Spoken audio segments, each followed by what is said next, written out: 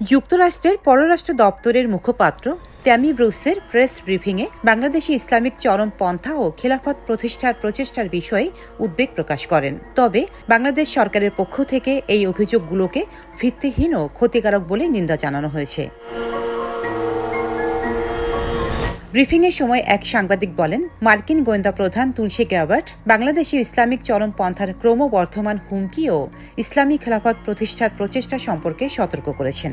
তবে তুলসী গ্যাবার্ট মোহাম্মদ ইউনূস নেতৃত্বাধীন অন্তর্বর্তী সরকারকে সরাসরি দায়ী করেননি। ইউনূস সরকারও এসব উদ্বেগকে অস্বীকার ও অসত্য বলে অভিহিত করেছে।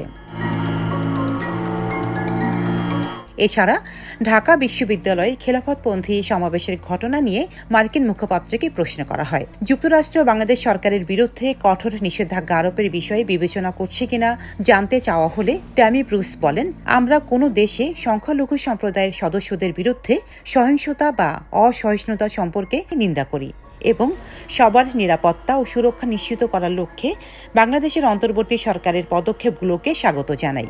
তিনি আরও বলেন, এসব আমাদের পর্যবেক্ষণে রয়েছে এবং আমরা আশা করি যে এটা অব্যাহত থাকবে। Desk report, Deshkal news.